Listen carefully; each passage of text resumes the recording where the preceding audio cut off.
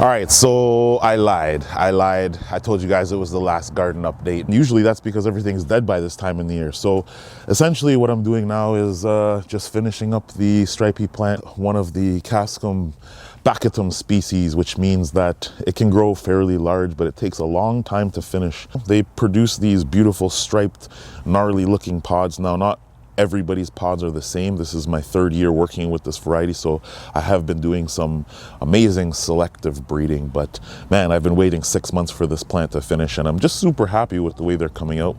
I'm gonna have a lot of pics and a lot of phenotypes that not many people have, so stay tuned for pictures of those. I'm going to finish this plant up, take seeds, and enjoy these raw. All I really do is fry these in the air fryer, and might put them with some meat or something, but this is one of my favorite varieties for both culinary, for eating fresh. It's an amazing ornamental plant, as you can see yourself. And yeah, I love growing it every year. So I'm gonna potentially try to make my own cross with an unknown variety. I haven't decided yet, but yeah, I had to bring this inside.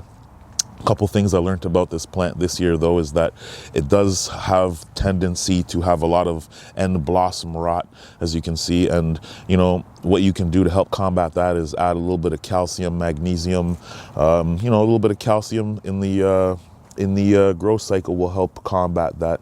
But I got a lot of crazy looking pods here, and there's about 3 or 4 phenotypes that I'm really looking at continuing on. The rest of the pods are just going to get eaten straightened up.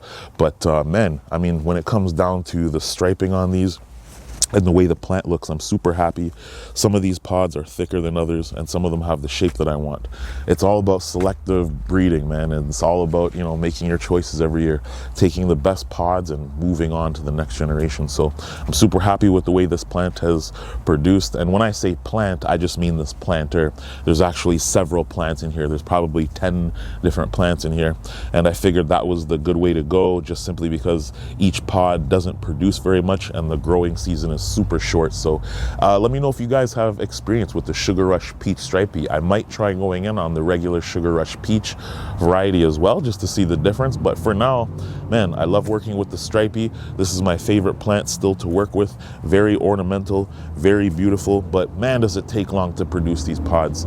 Can't wait to see what I come up with next year.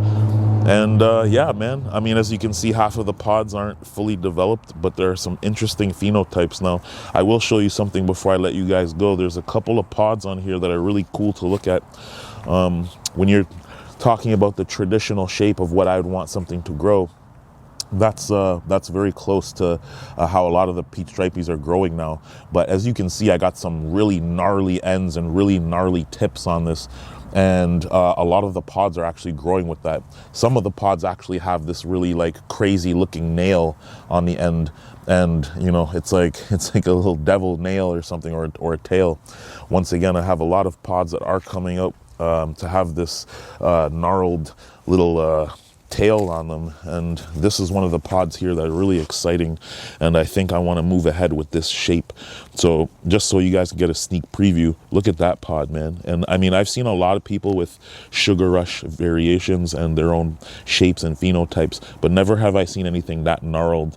Obviously there's a chance that this got crossed with something else, but not very likely, because I do have pods from the parent version that look like that, just not as gnarly, man. So hopefully the intense growing season that we had, the heat wave, has produced some unexpected results.